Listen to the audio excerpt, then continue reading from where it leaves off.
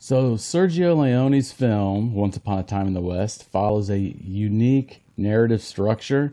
It involves three different characters going through their own arcs, which all focus and end up meeting at the climax of the movie. So in that movie, you have your protagonist played by Charles Bronson in one of his earliest roles. You have a anti-protagonist, or bad guy, if you will, and that is played by Henry Fonda, who's against typecast in this particular film. Then you have a third character played by Jason Robards, who's kind of an overseer, sees what's going on, and kind of helps the audience with some exposition, things like that. And you can tell that all three of these characters are going to be headed for a big showdown. Now, Once Upon a Time in Hollywood, Quentin Tarantino uses a very similar narrative structure. You have Cliff and Rick, the actor and his stunt double, and they have their own arc. That's Leonardo DiCaprio plays Rick, and Brad Pitt plays Cliff, the stunt double. And they have their own timeline that they're walking down, and they're doing their everyday things that those kind of characters would do in the 70s. You have Margot Robbie, who's playing Sharon Tate, and she has her own arc that she's going down and doing her everyday things.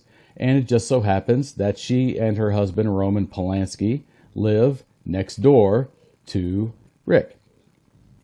So the third character is played by Dakota Fanning, and she is one of the followers of Charles Manson. And so you see what the Manson followers are kind of doing in this time period.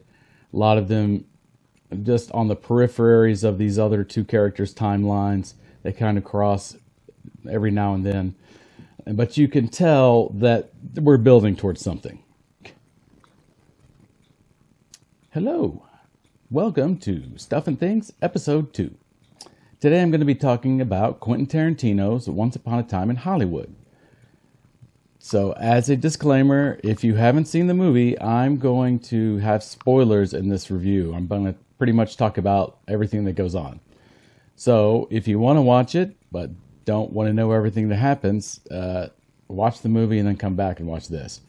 If you're lazy and don't feel like working that much, you can just watch this, and that should give you a pretty good idea of what's going on, in case you're just trying to get some info on it before the Academy Awards. So one thing to know about Quentin Tarantino, he is a big fan of movies from the mid to late 60s and the early 70s. If you've seen Reservoir Dogs, Pulp Fiction, Kill Bill 1, Kill Bill 2, Jackie Brown, those all feature prominently in that time period. And this movie is no exception. Now, he borrows a huge amount and lots of influence from a movie called Once Upon a Time in the West by Sergio Leone, which came out in 1968. Now, Sergio Leone also did The Good, the Bad, and the Ugly, For a Fistful of Dollars, For a Few Dollars More. Those were the movies called spaghetti westerns, which Clint Eastwood starred in and made him kind of an international superstar. So if you have any interest in watching western movies, I would check out any of Sergio Leone's. They're all fantastic. But without a doubt, his grandest, biggest, epic magnus opus is Once Upon a Time in the West. Okay, so when talking about a plot summary of a movie that involves three different character arcs and three different character lines, it can be a little complicated. So we'll start off just with the main two, Rick and Cliff. So Rick is the actor, Cliff is the stunt double. They've been together for what seems to be a fair amount of time, 15, 20 years maybe. They worked together on a very successful TV show shot in black and white in the 50s and early 60s. It was a Western show. And so as they have progressed in their relationship, you know, Rick has been trying to transition into movies. That has been kind of a struggle for him because he's kind of typecast as a Western guy, if you will. So he has been taking bit parts as the bad guy in what was traditionally done back in those days in Hollywood, where you needed a villain that the audience could recognize, that the hero could beat and say, whoa, wow, man, he beat that guy. That guy is famous. That guy's good. So they're in that kind of a mode right now. And that means there's not a lot of work for Cliff in this time period. He's basically driving Rick around, and he's doing odd projects around Rick's house. And so Rick is trying to figure out what he's going to be doing. He gets an offer from a producer played by Al Pacino, who says, hey, you know what? You should come to Italy and you should make some Westerns there. They got great directors. You should go do this. It's awesome. Now, this is a very similar path to what happened to Clint Eastwood. Clint Eastwood starred in Rawhide, and he had a lot of bit parts on TV shows after Rawhide. And then he got the opportunity to go to Italy, and he starred in the Sergio Leone spaghetti westerns For a Few Dollars More, Fistful of Dollars, and The Good, the Bad, and the Ugly. And after those 3 movies, he was an international superstar. Now, shooting movies in Italy is an experience, especially on a spaghetti western, because most of the time, nobody spoke the same language. And Rick picks up on this when he's coming back from Italy. They're kind of doing a montage about what it was like to work over there. And he's speaking English. Some of the stars are speaking Italian. The director's speaking Italian. But then a lot of the extras are speaking Spanish because they shot most of the movies in Spain, just like they did with Clint Eastwood. So I found that a pretty interesting parallel. But one major thing that happens when he comes back from Italy is Rick is now married. Now that creates a whole new dynamic for the relationship between Rick and Cliff. And how are they going to deal with that? Well, you know, Rick basically tells Cliff, listen, dude, we can't, no more, no mas. Okay, I got this wife. I'm going to be spending my time and my money on her, and I can't afford to employ you anymore, so sorry about that. That's terrible. We've known each other a long time, but let's have one more shindig at the house, and we'll drink margaritas all night long and party. Yay. So that is the arc for those 2 characters. Now, there's a lot more to it than that. There's a lot of things that we start to learn about Cliff, the stunt man, that prove he's not just a stunt man. There's some talk of him being a war hero. There's talk of him killing his wife and getting away with it.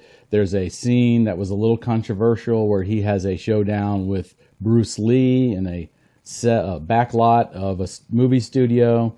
This is the time period when Bruce Lee was in Green Hornet TV show playing Kato.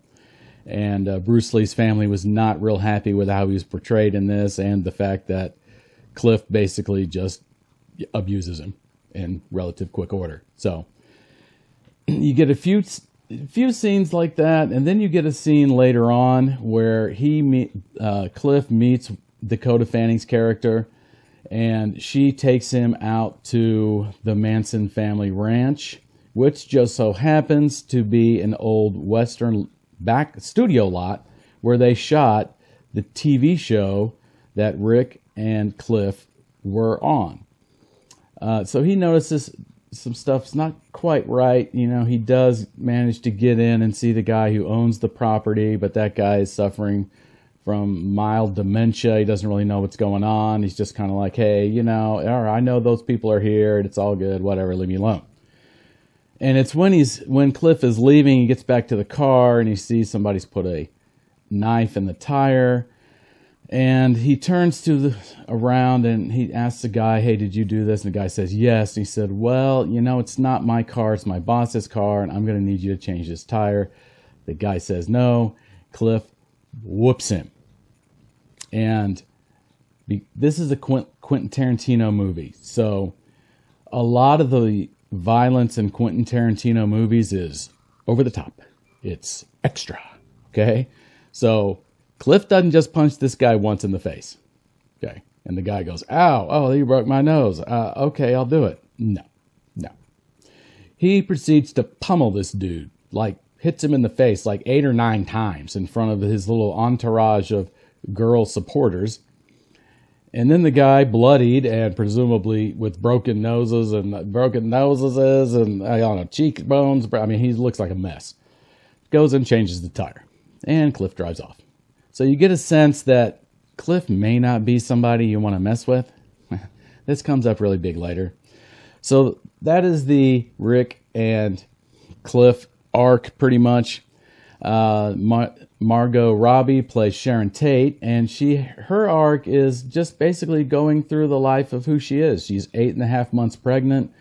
She is kind of doing her thing, shopping, talking to friends. There's a pretty great scene. It's framed really well, where she's just kind of walking down the street, and she sees a theater that's showing one of her old movies, a movie she starred in with Dean Martin. So she goes in and she watches it and loves the fact that people are laughing. She plays kind of a physical comedy. Her part is, so she does a lot of falling down and kind of acting goofy in the scenes they show. And everybody laughs, and she thinks, wow, that's awesome. I love making people laugh. And occasionally we see her with Roman Polanski, but not much. He at this particular time in real life, he's in Europe shooting a film. So most of the time she has a couple of friends with her, a guy who used to be her fiance who she broke up with, and then she married Roman Polanski, but this ex-fiance is still in the picture and still hanging out at her house as a very close friend. So that's pretty much about it for that arc. There's not a whole lot else that really goes on with that.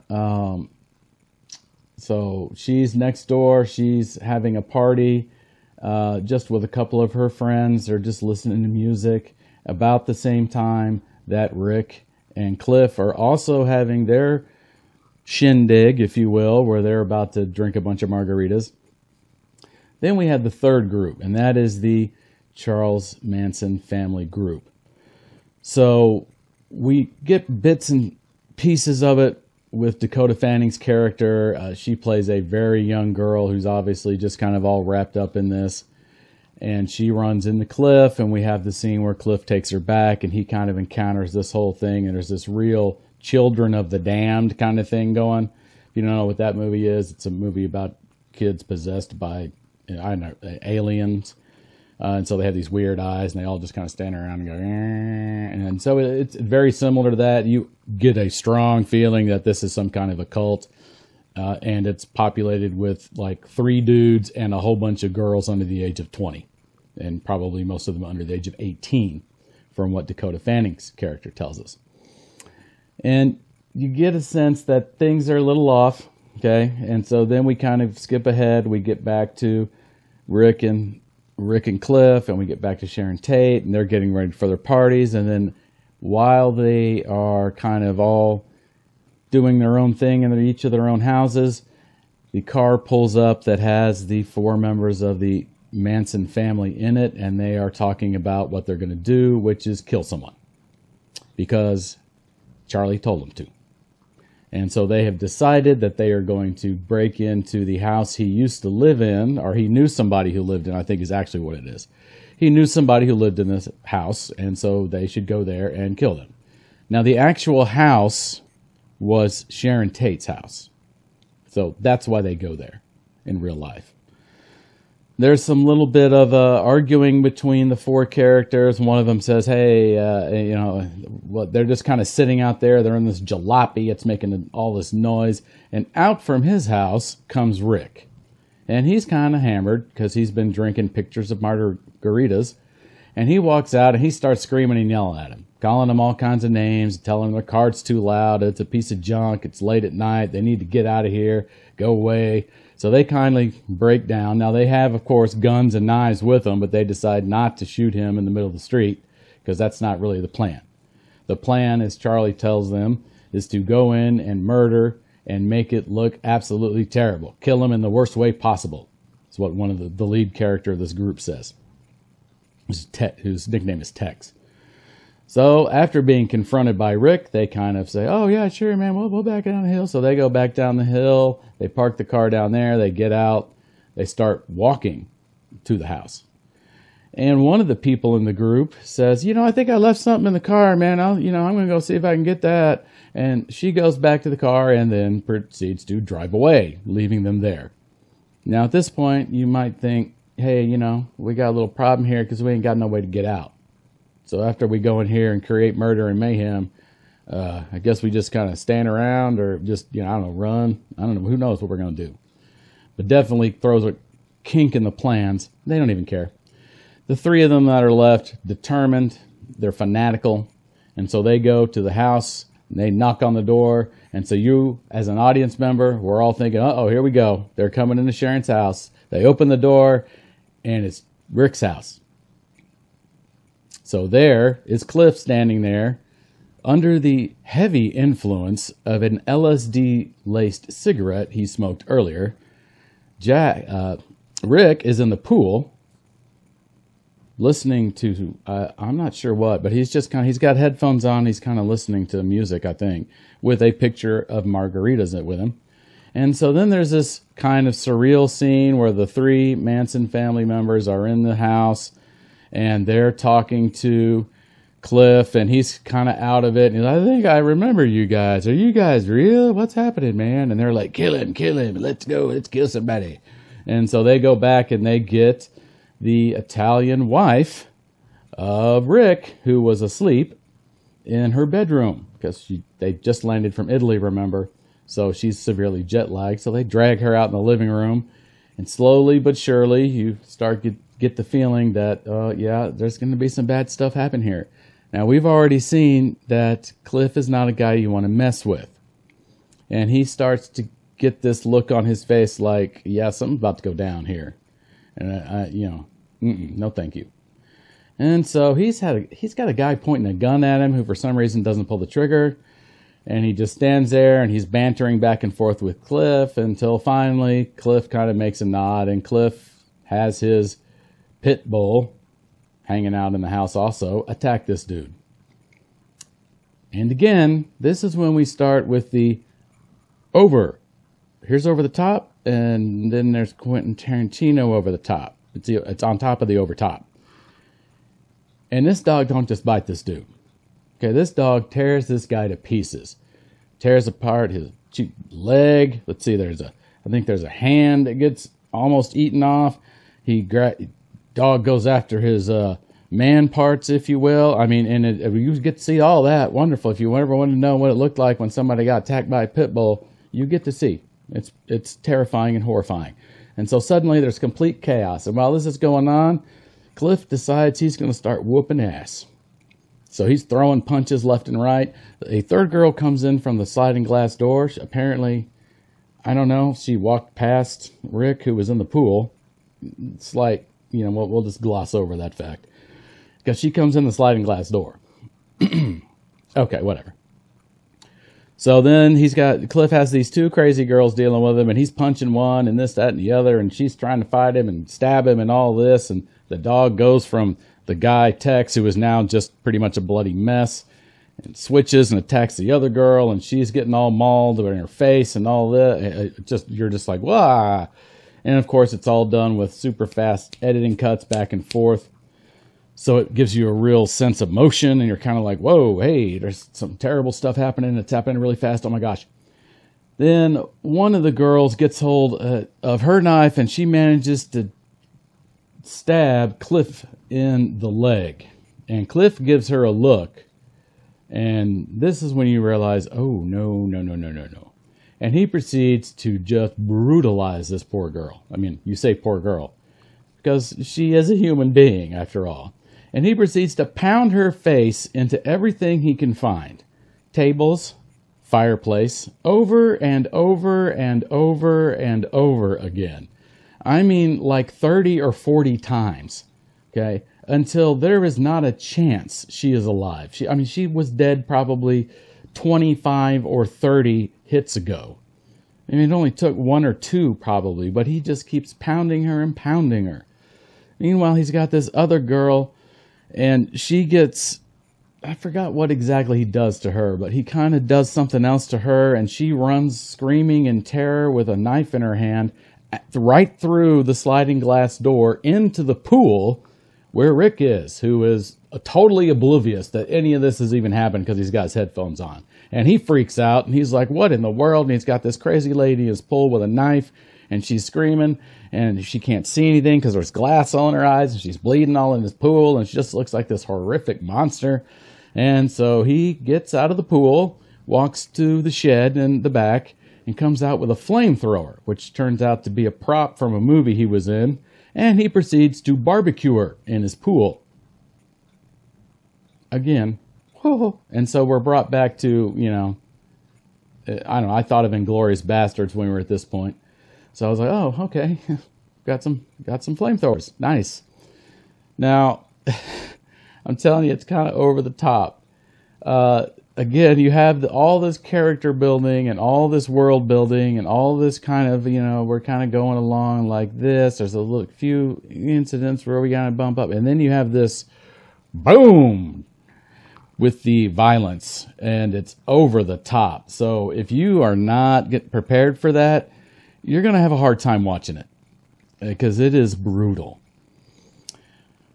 So now we've got barbecued bad guy in the pool. You've got, I think, yeah, one girl is definitely dead. Tex somehow survives. I don't know. Cliff doesn't kill this guy.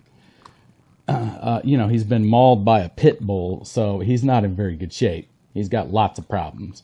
So at this point, the police finally show up, and they kind of walk everybody through what's going on, and you know, Rick and Cliff are explaining what happened, and one of the ex-fiance of Sharon Tate comes down and kind of like talking to Rick and like, hey, what's going on? What's happening, man? Said, oh man, I don't know. These three hippies just wandered into the house, started trying to kill us.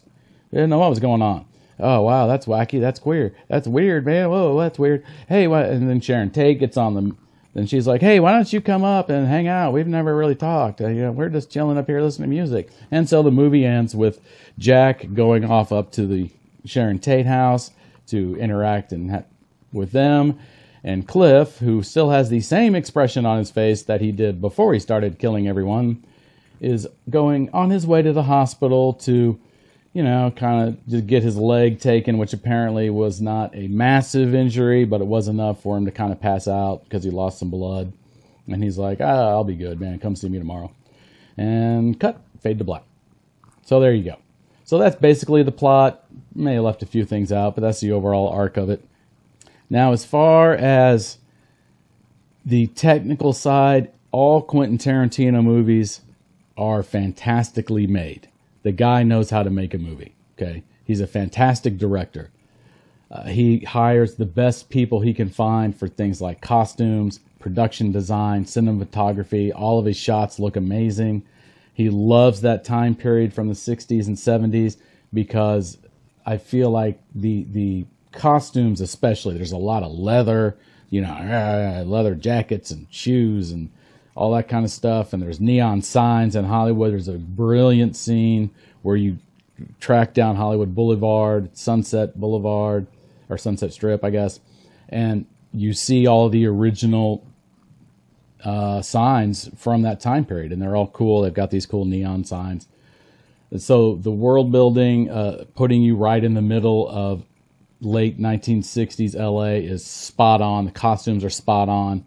There's a lot of amazing camera shots, and some of those are borrowed from Once Upon a Time in the West, Sergio Leone's film, especially some of the large pullback panoramic ones. You know, in most movies, when you have an actress walking down the street, they're going to be either in front of her or right next to her as she's panning down this way. In this movie, they start like that, and then she walks across the street, and they keep the camera there. So she becomes one small part of a whole screen of stuff going on as she's walking past. Shops, cars, signs. And so it gives that shot a much bigger feel. It gives it a much more epic feel, even though it's just a street that she's walking down. There's another great shot, probably I would guess from a drone if I had to, where they are looking down on top of Rick's house. And Cliff drives up, parks the car, gets out, walks in the house. It might be Rick. I can't remember which one it is. But anyway. And that's it. So you're thinking to yourself, well, that's kind of a weird shot. I mean, what's that about?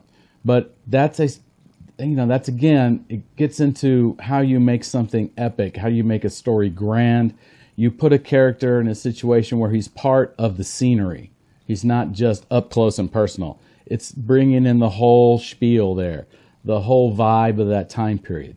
And so that's what he does with this particular shot. And it shows the car coming up, he parks, gets out, closes the door, walks to the house. So, it's a 30-second shot. It's not a couple seconds.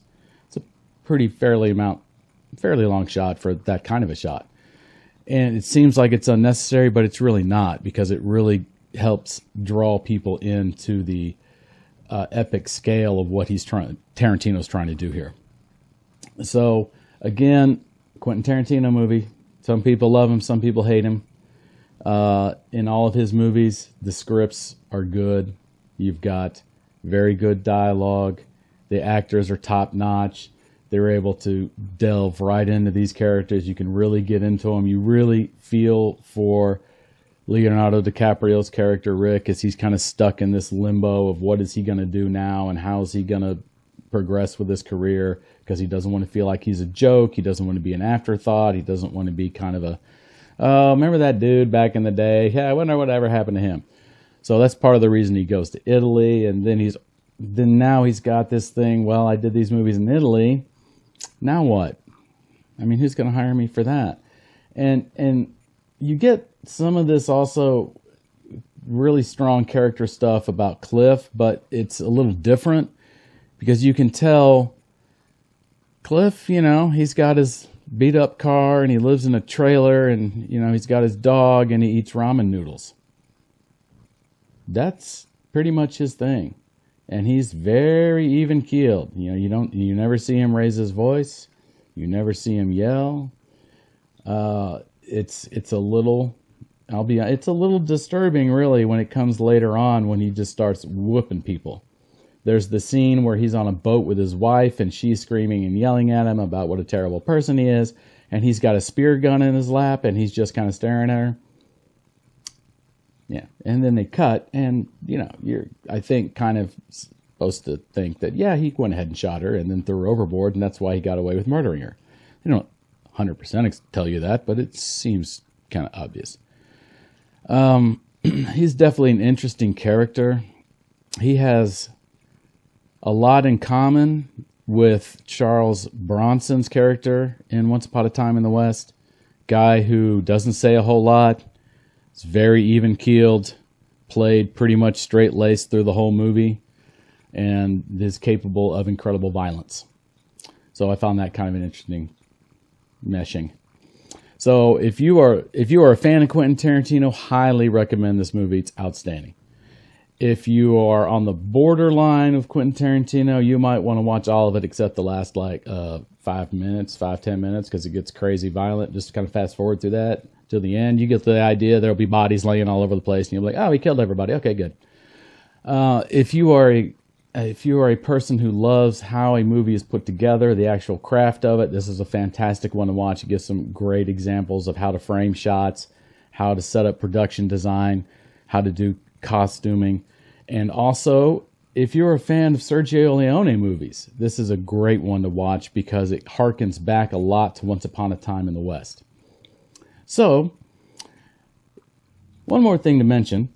Like all Quentin Tarantino movies, the soundtrack is huge. And it is in this one too. It's like another character. Some great songs from the late 60s are in this. So if you're a fan of those, definitely check it out. They fit seamlessly into all these scenes. The usual, starting at the radio, starting at the record player, and then it branches out and the music covers in the whole scene. So I highly recommend this movie. There's a reason it was nominated for a whole bunch of awards. It's going to be hard to beat this movie in the category of costume design, probably production design, maybe cinematography, although 1917 is going to be really hard to beat in that category. But I would suggest, if you're a Tarantino fan, check it out. If you just like how movies are made, this is a great example of a lot of different things. Even if you're a fan of Sergio Leone, you can watch this movie and see some of the elements that are the same. Anyway, thank you for watching. If you like what I did, what I said, hit the like button. hit the subscribe button, leave a comment, say whatever. I'll respond to it. And thank you very much. Talk to you later.